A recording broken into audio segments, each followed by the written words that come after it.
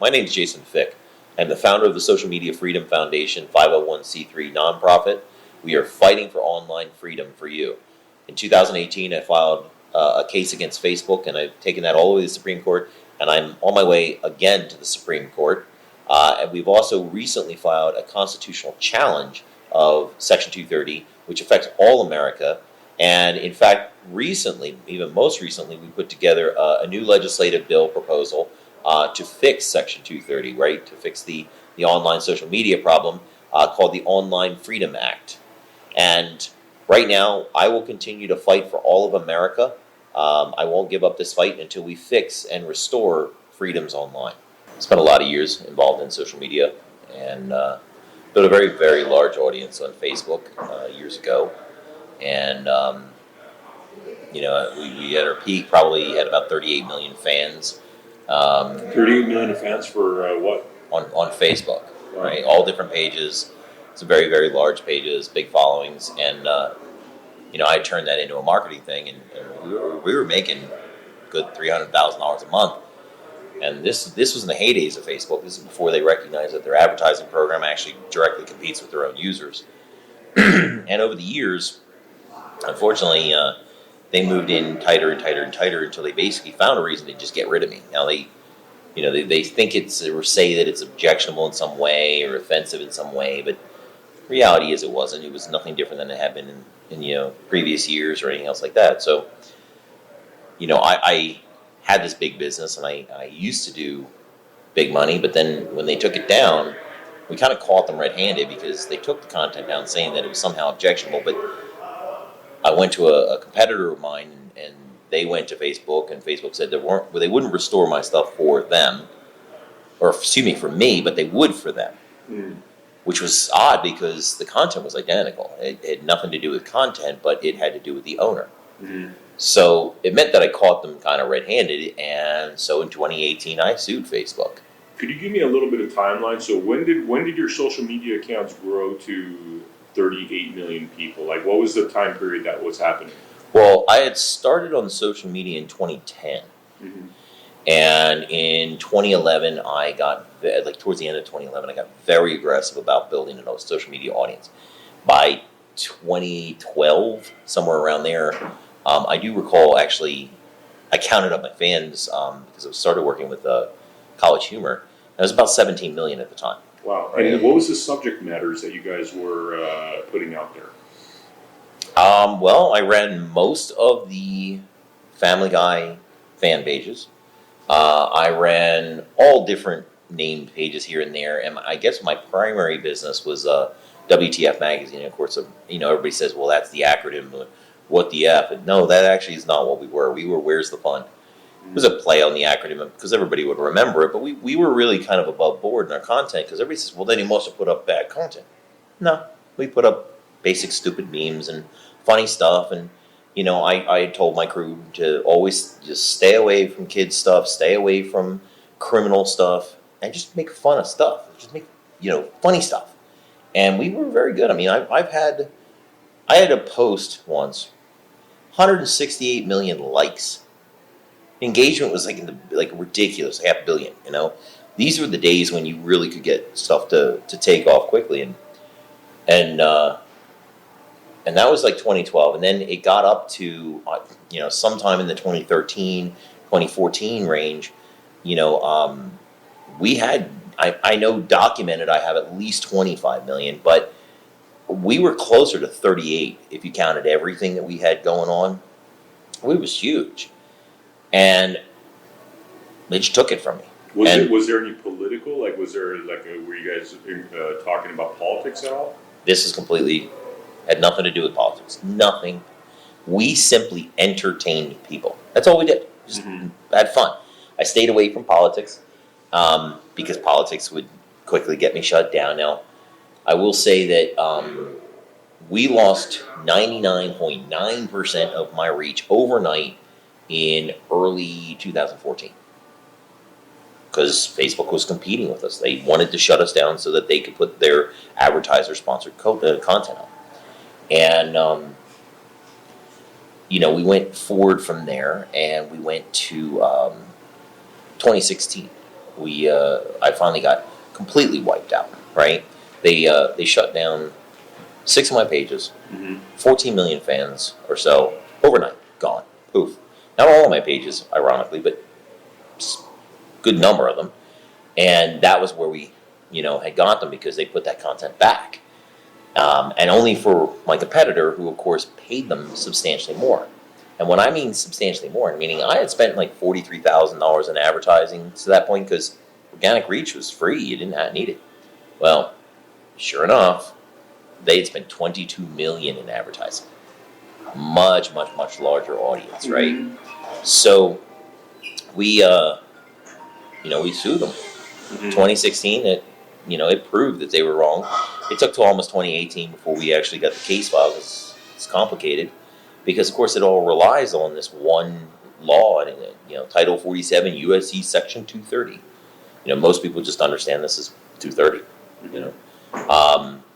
This law is, the best way to describe it, it is broad, very broad. Not only is it broad, the courts actually turn around and make it even broader. Mm-hmm. So what would be essentially broad discretion has turned into internet sovereignty. They can do anything they want. And that's not actually how this law works, and that is unconstitutional, right? The government can't delegate that kind of authority to a private entity to regulate another private entity. It's just not the way it works. Nobody's ever challenged that, though. And I hadn't yet. So we sued Facebook, and my allegation was very simple, that they had engaged in anti-competitive behavior, and it was pretty blatant. They took my content down for their own financial gain. It was just for that, right? It wasn't like you didn't like break any rules, you didn't post anything objectionable. They just saw you as competing against them. Well, here's the thing: if my content was bad, right, found to be objectionable, right, and it followed within Section 230, whatever it was when it was taken down, it was the same as when it was put back. So they validated that it never actually violated any community standard in the first place by putting it back. The only difference was who paid them more. Who was the bigger, it had nothing to do with content. And unfortunately, when we sued, we said anti-competitive behavior was blatant. It's a tort. And the court turned around and said, they have 230C1 immunity. Now, what that is that you can't treat them as the publisher or speaker of content of another. Well, that's not how they've read it. And a lot of people don't realize there's a mistake there that the courts have made pretty much since the law was written in 96. 97, they got it wrong. And they said you can't treat them as a publisher. It's not what it says. Law says you can't treat them as the publisher. Well, in the case of my content, pretty simply, I'm the publisher. I put it there. I was treating them as a publisher, a secondary publisher, in addition to me, and that's not what the law says. It says the publisher. Every word is important in a law. That's, how they say the letter of the law, right? Because when you're being punished, right, that's what this is. It gives them the regulatory power to punish you. And the government's got their back. Well, that's the same as the FCC or SEC or any other commission that's given that power to regulate. Well, they took it, and I never got a day in court. They kept throwing me out, saying that I was treating them as a publisher. Well, I was, technically, but I wasn't treating them as the publisher, who was me. Yeah. And the law specifically says the publisher. It says the publisher. Correct. And in the circumstance here, I am the publisher. Mm-hmm. I published it. I never said that I didn't publish it. They unpublished, they republished, they manipulated, they changed its value, they developed the information. They did lots of things. They solicited a new owner. There's lots of things that they did that's not publishing at all. When you say sold it to a new owner, you're saying sold... I sold the unpublished pages to the other owner because he could get them reinstated so they would have value, whereas with me, they were worthless. Unpublished pages they might as well be toilet paper. Toilet paper actually probably has more value because it has a use, right? So when I, faced with no other option, I sold them the pages, and sure enough, 3 days after they were sold, like magic, they all turned back on again. Wow. Surprise, surprise, my content was never actually, remember, I'm the publisher, so it was my content, was never the issue. Proves it. Doesn't matter what it was. So, unfortunately, the California courts didn't want to fix it. They just aren't fixing it. They aren't listening to the language. They aren't listening to the actual law, and it's unfortunate. They're really screwing this up. But see, here's where things got a little bit different. That most people, and obviously what we were talking about, most people have no idea what's really happened since then. Yes, I lost. No, it was not right, wrong. I was right. But I never got a day in court, went all the way to the Supreme Court, and then another case comes along, literally within weeks of my other case being dismissed, and it said that the Good Samaritan provision of the Communications Decency Act, which is Section 230, does not immunize blocking and screening decisions that are based upon an anti-competitive animus. In other words, my allegations of anti-competitive animus should have made it through dismissal.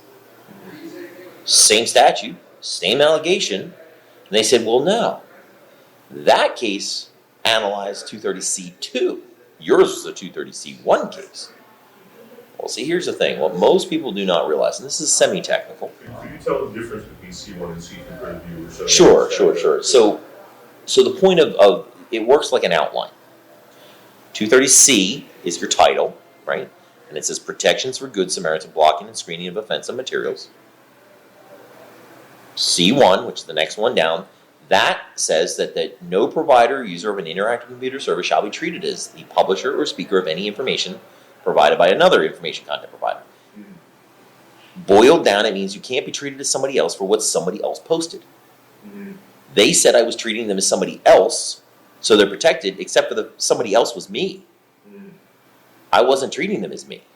So there's a flaw in there, right? And it hinges on that one word, a versus the. The second one, 230C2, is where they actually have active liability publishing right, like ability. And see, it's confusing because people say, well, are they a publisher or are they a platform? Well, technically, under C1, they are still a publisher. But think of it as a passive publisher. They're giving this platform, but they are still technically publishing because their system is publishing it, right? But they're not involved in the content consideration. They're not content providers. But the second part of it is where they become active publishers. Now they are still not allowed to provide content, right? They are only allowed to restrict it. And basically the government said, hey, you can restrict anything you consider objectionable so long as you do it in good faith. And everybody forgot the most important part, as a Good Samaritan. Enigma came along, and this Enigma versus Malwarebytes came along and realized, wait a second. The Good Samaritan provision, you can't be a Good Samaritan and take somebody's content down for your own financial gain. Yeah. It's antithetical. It doesn't make sense. So they said, no, this doesn't get covered. Well, where does the Good Samaritan provision reside? Where is it? Well, like I said, it's an outline. It is 230C says protection for Good Samaritan blocking and screening offense material, meaning it's above C1 and C2, so logically it applies to the whole section, correct? Makes sense? Makes sense in an outline? Yeah. Well, the courts, keeping in their pathway to just screw everybody, they said it doesn't apply to C1, but applies to C2. So now they're picking and choosing which subsections Good Samaritan applies to. But see, here's the thing. Now, the court called it a Good Samaritan provision, and it is. It's a provision. But there are quotes on it, right? And it's funny because I have a lot of lawyers, because I don't have a bar license, and a lot of people ask me, well, are you a lawyer? I'm like, no. Now, the reality is you don't have to have a bar license to read the law. You don't have to have a bar license to read the Constitution and understand it. You just have to be smart. Well, I started reading, and those quotes really bugged me. Why are they there? And every lawyer that I have ever asked, they'll generally say because they intended to emphasize it, right? Which quotes exactly? The quotes surrounding Good Samaritan. Oh, gotcha. It's a protection for Good Samaritan blocking and screening offensive materials. Well, why they were there? It's something called an articulated, which is why it's in quote, it's spoken, intelligible principle. And the irony is most people don't know what intelligible means, but it means simply understood. So it's the simply understood principle under which all of their regulations, meaning all of their community standards, are supposed to be written. They're supposed to be for the benefit of others, in the public interest, for the good of others, right? Principles. Good Samaritan is just another way of saying like a good faith kind of? Is that what Yeah, it is? it's a good guy. Okay. It's that you'll render care for the good of others, not yourself, right? That's the principles of Good Samaritan. It goes back to biblical, right? The Samaritan came along, and his enemy, he rendered aid because he was hurt on the side of the road, something to that effect. And that's the point. That's what they're supposed to do. And that was the principle upon which they were supposed to create all of their community standards, etc. Well, they didn't do that with me. They weren't good Samaritans, and it should apply to C1 as well. It's what they call the whole text canon.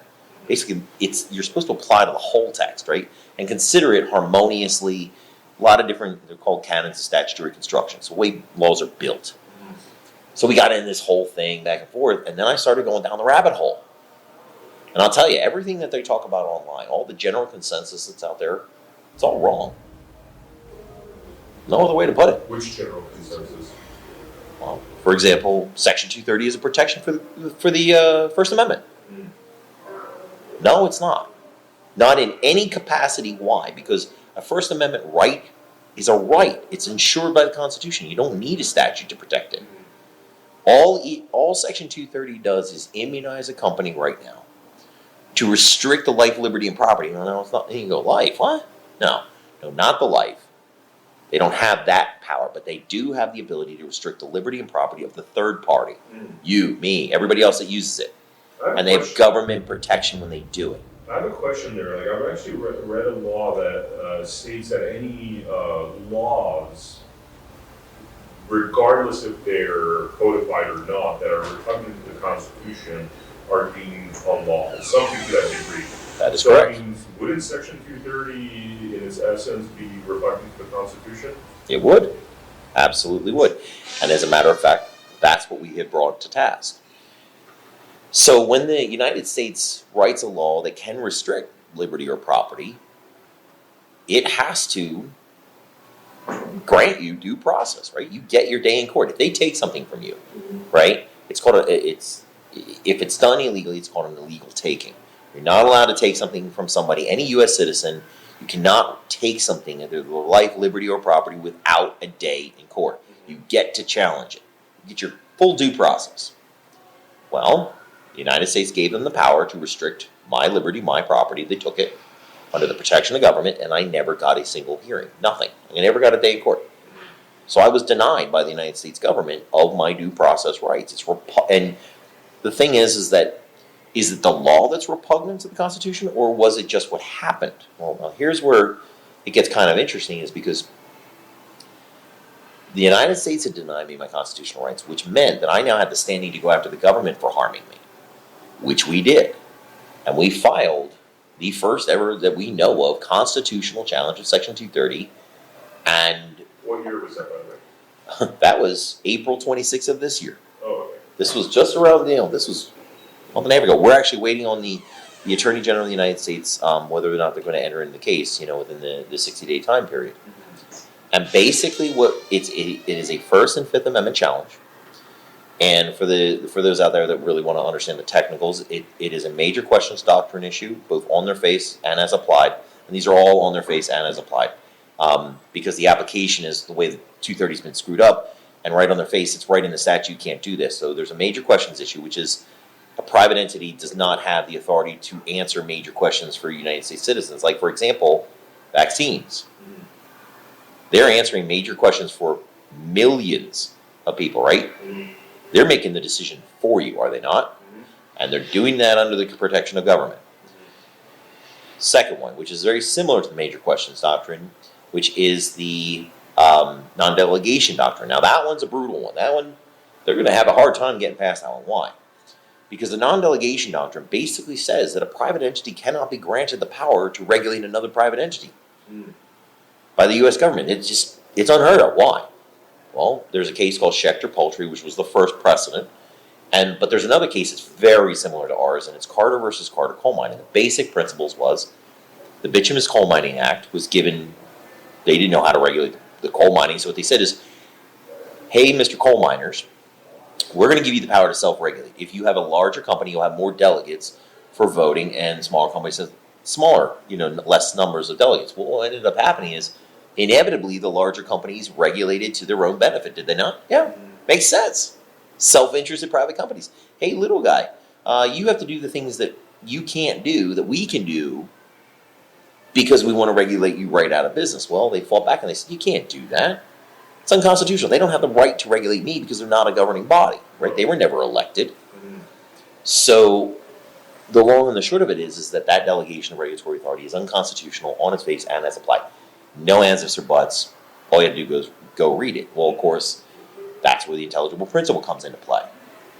The intelligible principle is the administrative law. It's what makes it administrative law. Punitive, right? You can punish somebody. They can, right? Under power. So the next step, then there is the void for vagueness doctrine. Void for vagueness doctrine is essentially if a law is so broad, loose, nondescript, that it leads to arbitrary prosecution, right? You need to know what is prohibited, right? Black and white. That's it. You either broke the law or you didn't break the law if they're going to punish you. If a decision is arbitrary, it gets thrown out. Well, nothing about Section 230 isn't vague. I mean, it's a mess. Do whatever you want. Whatever's objectionable. What's objectionable? We don't know. Whatever they choose. And not only that, but it's a sliding scale. It could be objectionable tomorrow and not the next day. We don't know. We never know, right? That's void for vagueness. And the only one that is a First Amendment argument, because everybody says it's a violation of the First Amendment. Well, it is in one way, and it's probably the weakest argument of it, and it is something called the substantial overbreadth doctrine.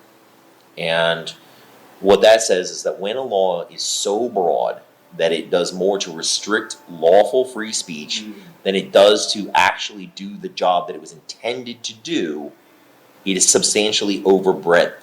B-R-E-A-D-T-H, over the breadth and width of what the law is supposed to be. A little harder to prove because you have to have lots and lots of examples of how, they don't want hypotheticals. But of course, we don't really have to go hypothetical with that, right? It restricts a lot of free speech, does it not? It doesn't do what it was intended to do, which was protect children from harmful content and protect sites that acted as a good Samaritan to do that. Was that, so the initial reason for Section 230 was to protect children against harmful content? So the first case that it was predicated upon was Stratton Oakmont case, right? Stratton Oakmont had a website that was, they held themselves out to be family friendly. And they did. They policed their content. They restricted anything. This is before 230 existed. And they missed something along the way. It got through. And they got sued for the content that was remaining on their site, and they lost. 230 didn't exist. Something objectionable, offensive, something like that, they lost. And unfortunately, Congress looked at this and said, well, wait a second, we have to be able to let them take something down, because if they take some down, they become responsible for everything else that was left behind because they've acted as a publisher. But we want them to allow them to do that to protect our children. So that was the fundamental reason, to protect the children so that they could act to remove content. And they said, well, we don't want them to be responsible for everything else. We don't want them to be treated as the publisher, someone else. And that was how it all came to be. Essentially, 230C1 is so they can't be treated as someone else, so 230C2 allows them to remove the content, right? The problem is the discretion. Way too broad. And now there are other reasons why it violates, is constitutionally unsound, because, for example, there's statutory construction issues, meaning the way that the courts have it currently understood, if you look at the statute as a whole, as one part, it has to make sense. They call it harmonious. The way that the courts currently understand it is that if you cannot be treated as a publisher, right, and there's no measure of motive, and then the very next law, 230C2, is a publishing function. Well, if you can't be treated as a publisher in the first place, what's the point of the second one? It's like saying to somebody you can't drive, and the next law says, well, you can make a right on red. If you can't drive in the first place, it's useless, right? Legal terms is called surplusage. It's just surplus to the other law. They don't build laws like that. So it makes no sense for them not to be able to treat it as a publisher. It only makes sense harmoniously if they can't be treated as someone else when they're not involved in the content. And the next law then makes sense because when they are involved in the content, they become a publisher and are protected for those actions, limited. Now, the difference is, and this is so confusing because everybody wants to solve the publisher platform argument, right? Well, here's the thing. They're a publisher in both scenarios. It only comes down to whether they were actively publishing or passively publishing. Passively publishing means a service. The site was doing the publishing. They were really never involved in the content, and therefore they shouldn't be treated as somebody else. They're not involved. C1 protection. That makes sense. C2 protection is they are an active publisher protecting our children, so therefore we pat them on the back and say you're protected because you were a Good Samaritan. Well, courts threw out the idea that Good Samaritan even applies. There's no standards. So we challenged the whole law. We've sued the United States government. We are wading through that right now. We're going to see what the outcome of that is. That could, I don't like to self-aggrandize. I don't go for attention. I don't go to be famous or anything like this. But I can tell you without any shadow of doubt in my mind whatsoever, this law, this court case that I'm fighting right now, the constitutional challenge, is probably the most important case in modern history. Outside of Roe versus Wade, being reconsidered by the Supreme Court, this will decide whether freedom of speech exists online or not. And this isn't a case against a big tech company anymore. We're actually going after the source and saying, your law is bad. It's wrong. The U.S. government law is bad. Correct. It is badly written. It is way too broad. A private entity can't be delegated this authority. There's all sorts of reasons why my constitutional rights, everybody's constitutional rights are being violated. So it is repugnant to the Constitution. And we want to strike. Now, we don't want to strike all of it because that would be catastrophic for the internet. We want to fix 230C1. They can't be treated as the publisher, as someone else. That makes sense. We need to fix that. We need to make sure the courts do that. That could stay in place, at which point you sever, they call it severing, because you might be able to split this piece off, and 230C2, where they're able to regulate to their own self-benefit, gone. If they mess with my content, whatever. Now, we could sue them, and we could get to the merits of the case. But I wasn't done there. In fact, I was approached by a gentleman by the name of David Morgan, who was drafting legislation to redraft 230, and he was very simplified. He wanted to do it simplified, but the problem was it was too simple. Missed things. And of course, most of the lawyers out there, they look at precedent. They don't actually do what I'm doing, which is full-blown litigation. I'm in it. I know the things that nobody knows because I'm in it. I'm physically in the job. It's just like sitting there saying, I know how to drive because I read the manual. I watched a few people drive. No. If you've driven for 10 years, or in my case, 6, I've been in this litigation for 6, I know things that nobody knows. How to power slide, drift, all of those strange things that nobody understands. What oversteer is, what wheel cheat is. And people go, what do you mean? You can't get that from a manual. You get that from real world experience. That's what I have done. So, he asked me, and I agreed, and I sat down and I rewrote Section 230. And the thing is that people go, oh, here we go again, because everybody's trying to rewrite it and replace it with all these other things. I'm not trying to replace it. I'm not trying to reinvent the wheel. Best way I can explain this is I'm trying to reinstall the spokes so the damn thing turns in a circle. You're adding more details to it to make it more of a specific, precise instrument as opposed to what sounds very sloppy. Correct. An official regulatory commission generally is disinterested. They don't care, they're just regulating across the board. When a private entity is granted this power, if they're given broad discretion, they will use it to their own benefit. There is no guidelines, no procedures. They don't have to, like the FCC, for example, which is similar in the way it was granted power in the same Telecommunications Act. It was told that, hey, look, you have to follow the APA, which is the Administrative Procedures Act. They have procedures to follow. They have qualifications, like the first qualification for every commission. Only a United States citizen can restrict the life, liberty, or property of a United States citizen. So whatever it is, whether it's a jury duty, you have to be a U.S. citizen first, right? You don't have to be a U.S. citizen to restrict an American citizen under the protection of U.S. law, Section 230, in the case of private entities. For all we know, what is it? Somebody from China, Korea, Russia could have taken down the president. That's crazy. That's dangerous, right? So there's these qualifications and all these things that have to happen. Instead, so what we did was we built them as the spokes. We said instead of this ridiculously broad, discretion, we're not giving them discretion anymore. We're saying here are, and everything aligns with existing commission's procedures. I didn't come up with ridiculous stuff. None of that, but then you have this argument, oh, you're going to compel them to do things. You're going to what? Compel them. You can't compel speech. Everybody freaks out and then turns on that. Well, here's the thing. We're not compelling anything. What does that mean, though, compel speech?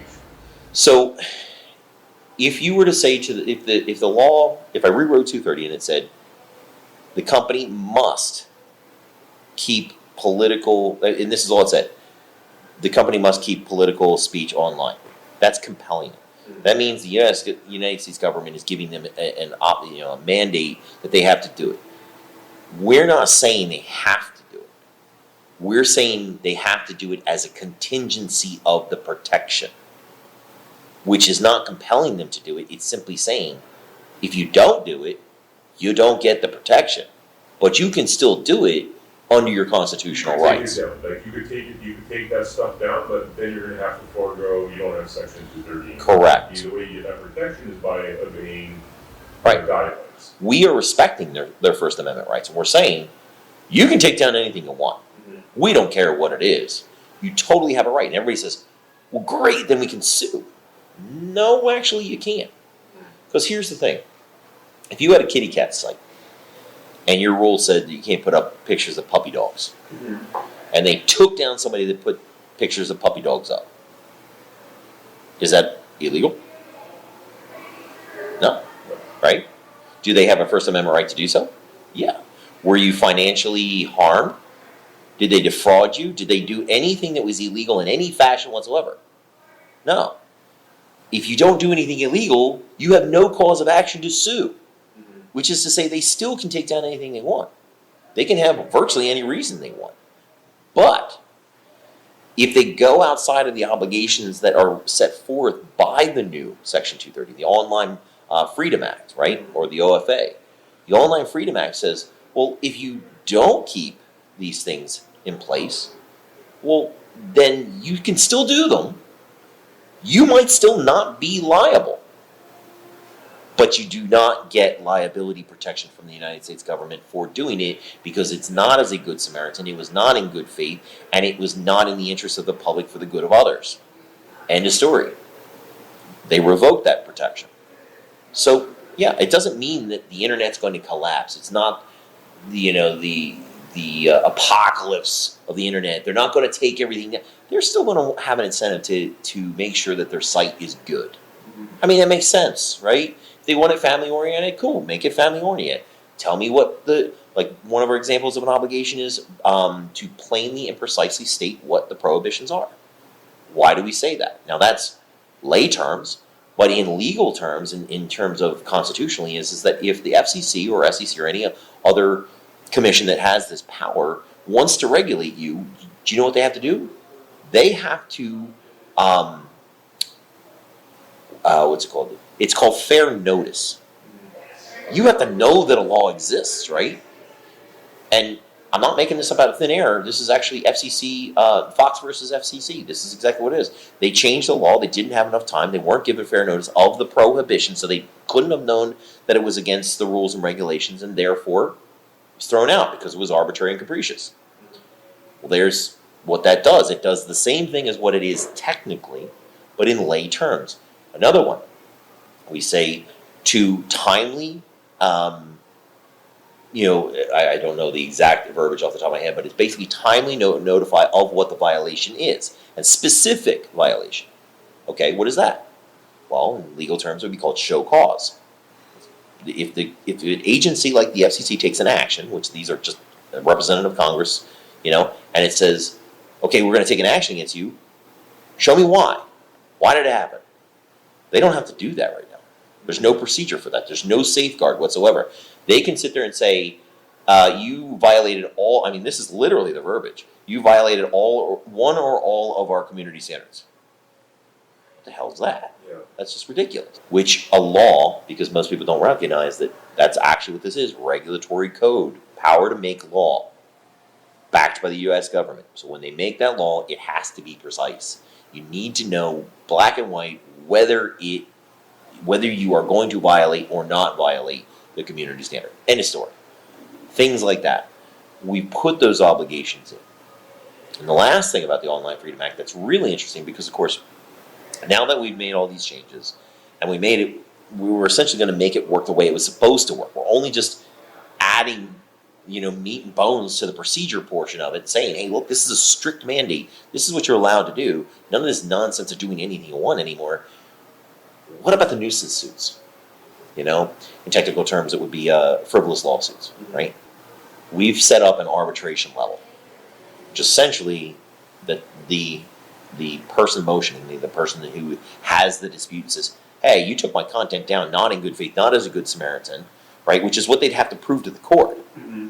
Did they act in good faith? Did they act as a good Samaritan? Did they act within these obligations? Did they do their job? That goes to an arbitrator. Now, it would be mutually agreed upon. You then go in there and both sides split the fees, and you go in there and you go to an arbitrator, and within 30 days, the arbitrator, which is of course the three-judge panel, or three, usually lawyers, but they act as judges, and they make a determination. Now, they may determine, hey, look, you didn't act in good faith. Mm-hmm. Well, that report's going to go to if they step up to the courts now and go for a lawsuit because the arbitration says, no, you didn't actually follow the guidelines and you didn't act in good faith. I'm sure the courts are going to take that into account, and probably you're going to beat dismissal. Mm-hmm. Well, that company is now, not only the losing party is going to have a $15,000 fee shift. Now, we haven't determined that exact amount, but most likely it's going to be a palatable number for people, but it's a risk. Would you risk $15,000 because they took down your puppy dog? Mm. Oh, hell no. But if you knew that they violated some if law, they robbed you of like $300,000 a month, and $15,000 is not. it's palatable. Yeah. And you're not inundating the courts with nuisance suits. You have somebody in between making some sort of third-party determination whether or not did they do the job. So all these details are contained within your rewriting of Section 230. They're simple. They're in very easy, understood language, but it's more expansive so that, one, we guide the courts.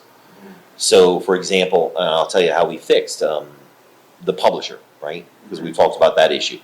How can they mess that up? What they did is they read the publisher as a publisher. So what we said, we added one word to make it all make sense again. We added the word principal. Principal. So it was the principal publisher, which is what the denotes. It was the originating, the origin of where that content was published. You can't be treated as that person. That makes it someone else. We didn't change anything. We didn't reinvent the wheel. We simply made it do what it was intended to do. Provide specificity that they might have missed the first time around. Correct. And this was a law that was written in 1998, so a lot of the 96. 96. So a lot of the realities of today's online experience were not really developed back then. That's a good way to describe it, because it was a well-intentioned law, and it is actually quite good. What shifted, besides the fact that the courts misinterpreted it, the thing is morality and ethics have changed. 96 people still got the door for one another, Nowadays, we can't even figure out which gender we are. I mean, it's just lunacy. And the problem with that is that these companies have nothing stopping them. Back then, a judge would have had different morals, different ethics, and would have been like, whoa, this is way outside the scope of what you're supposed to do. Nowadays, the judges don't care. Because it's like political activist judges and just a politically very morality has changed. Morality, yeah. Morality has changed. And there's where, it's because everybody says, what's the problem? Or, and I love this, they always ask me, can you put this in a paragraph? 26-year-long problem. And I'm going to sum this up in a paragraph. Yeah. No, it is several different problems intertwined, all interconnected with one another. It comes back to a broad discretion of delegatory authority. They gave it to them and said, do something with morals and ethics, and then they don't have morals and ethics. And then on top of that, courts made it even broader. And on top of that, you have these super wealthy companies that are just manipulating the hell out of it because they're motivated by all sorts of other things. So yeah, it's a compound problem that legislatively, if we put in the procedurals and the obligations and the confines of what they're supposed to do, the strict state mandates, it would fix it. This will fix 230, Online Freedom Act. Matter of fact, go to socialmediafreedom.org. The constitutional rights don't stop where the internet begins. And that's all we're saying here is, no, we still have rights to free speech and all due process and all these other things. This law can't supersede all that. It is repugnant to the Constitution. We are bringing that into play. And, we'll see what happens. We'll see if the courts finally get their stuff together. If not, legislatively, one way or the other. I hate it because it's so cliche. They say, we're the tip of the spear. No, I'm like literally the micro tip. I'm the absolute forefront of this fight, and that's why nobody knows about me. That's why the media won't touch me. That's why I stood up in front of the Capitol with Congressman Gohmert, saying, hey, look, we just filed one of the most important lawsuits in modern history. We're challenging the law that basically will decide if freedom exists online. We've got congressional amicus support, and not one of the mainstream media reported it. Wow. That is our America these days. 2012, on that timeline, I was twice the size of BuzzFeed. BuzzFeed's worth about $2.7 billion. This is a monster case. So you have a $5 billion company potentially. Potentially. Wow. It's an analogous. Had they not stood in my way, had they not slowed me down, had they let me keep going and building, I could have been like that. I had an app that we were building. That could have been billions of dollars. All of the prospective economic advantage that I had, because I had this before, and everybody's like, well, they're making money now. They built this, 2016, whatever. I was already gigantic. Imagine what it would be worth. Yeah. It would have just gone bigger. This whole thing started because of corrupt government. This is why I got into social media. It's why I just won't back down. Like why I'm relentless is because, if you've been in enough fights in your life, you know what it's like to get beat down, and so long as you can get back up again, you can stay in the fight, right? And because people keep saying I lost. I haven't lost. I have to give up to lose. Yeah. I'm still going. It's incredibly slow, but Yeah. So where this all started was I was arrested for a conspiracy to commit first-degree attempted murder for taking a cell phone video. Wow. That's how this whole thing started? That's how everything started. Wow. They threw me in jail and said, you tried to set up a bum fight and get it on video. The people that were involved in the fight, I only knew one of them for a few hours. And they started the fight. I wasn't involved in the fight. Nobody was seriously hurt. And I got charged with attempted murder. Well, this is good old corrupt Baltimore. Well, it turned out the people that were involved in the fight had family that were cops. So they abused the system and came after me maliciously. And think about that. So I took a cell phone video, and I should be responsible with my life. This Well, is what year, by the way? This was 2011. Okay. I was then, even though I surrendered myself in Baltimore, I literally drove down and said, here I am. They said I was a flight risk and denied me bail. So I got to spend 2 months in a Baltimore City detention center. And, people ask me, they're like, would you do it again? I'd have to. Because honestly, it changed who I was. It really defined me because I know what my limits are. And I am not afraid of anything, to be honest. I'm just not. I know what fear is. I know what it's like going to bed wondering, am I going to get stabbed tonight? I mean, it was that bad. I mean, it was the second worst jail in the entire nation. It was terrible. So when I finally got in front of a decent judge, she looked at what my charges are, what happened, and she literally asked the prosecutor, so what did he do wrong? Can you imagine that? Yeah. Facing life sentences, basically going bankrupt because they're burying me with everything. And the judge can't even identify what they did wrong, what I did wrong. which I, of course, knew I was constitutionally protected under the First Amendment for taking a cell phone video. I'm not involved in the fight. What just happened here, right? Yeah. So I was burned by the system, and I am adamant about using the system to screw people. We have rights for a reason. Mine were taken. Never going to let that shit happen again, right? So when I got out, I will tell you that it was PTSD for a while. I mean, I felt like everything I was going to do was going to get arrested again because I had been arrested for the dumbest thing on the planet. I mean, I'd done anything wrong. But once I sort of got my mojo back, what I thought is that I need to tell my story. Like that's how I tell people, I say, there's a good way to throw it. You can throw words at somebody. And they might hurt, they might sting your feelings. But they hurt a lot less than throwing lead at each other. Right? That's where we're going to go. If we lose the ability to argue, bitch and moan, whatever you want to do, when you are just silence, period, then the next step is lead. We don't want to go there. Nobody wants to go there. But that's where they're pushing us. Well, here I am, and I'm like, I can get my message out. Here's this social media thing where, I have this magazine, I'm going to go out and I'm going to get lots and lots of fans. And I realized I needed tons of fans. Like tons. I needed to be able to distribute because voice is power. Distribute to as many people as I can. So I started building pages stupid fast. Like really fast. You have to understand, I barely could put food on the table and I was buying people's pages. Why? They'd sell them. Well, why can't I take over because pages were nothing different than a business. I was taking over their businesses. So I was buying up, hundreds of thousands of fans when I had no money at all. And why? Because I knew that there was value, right? Distribution was key. This is kind of a crazy story, but this is how it all took off for me.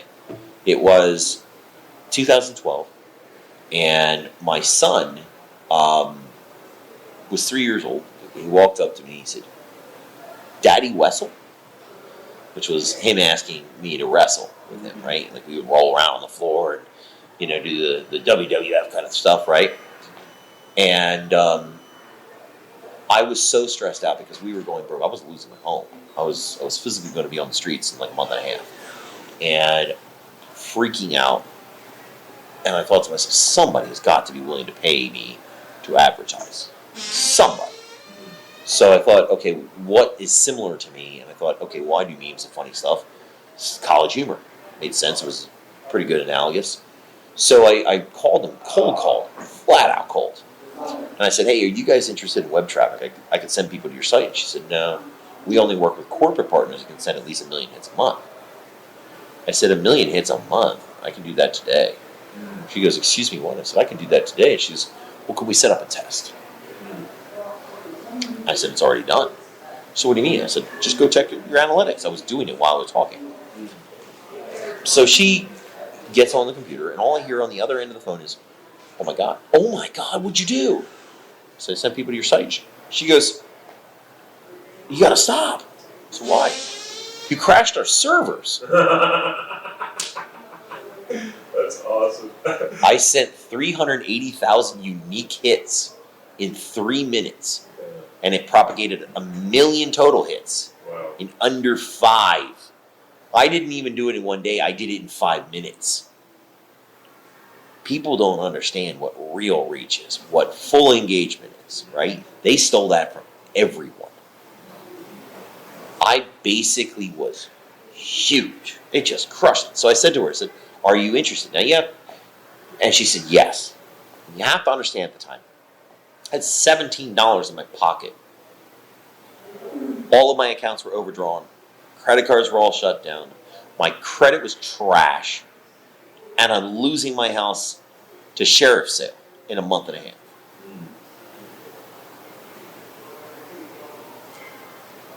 She said, yeah, we're interested. I said, are you willing to pay me? She goes, yeah. I said, how much? She goes, I don't know, but a hell of a lot. Wow. 2 weeks later, I got my first paycheck. $114,000. Wow. That was more than I had made the entire last year in my first paycheck. The following month, I made $257,000. I began making over $300,000 a month thereafter. I couldn't even send my entire audience the direction of College Humor because I crashed their sites. I was having to selectively use bits and pieces just to keep them active without crashing their stuff. And they paid me a ton of money. And I became a millionaire within 6 months of being dead broke and bankrupt. That's the power of the internet. So ultimately, yeah. Everybody says, well, they're a private entity. They can take it away from you. You don't deserve it. Let me ask you something. Who built Facebook? Facebook? No, they built the service. We built Facebook. Facebook is not. It's a shell. It's a shell. Yeah. It's like a shopping center. They provided the land and they said, go build your business on our land. You don't have to pay rent. Go out there. Well, of course, what ended up happening is everybody built their businesses. And then as the traffic came in, they was like, whoa, these big companies want to come in and pay us. So they found reasons to get rid of the little guys, knock their buildings down, put up big buildings, and said, well, you violated our community standards. That's how it works. That's exactly the analogies. They competed with, people don't realize, they are the competition of everyone on their site. Yeah. Everyone. Because they put sponsored ads into the newsfeed. Yeah. That displaces someone else, so they have to show yours less to show somebody else's more. They say, well, it's infinite space. It's not, because the attention span of a human being is not infinite.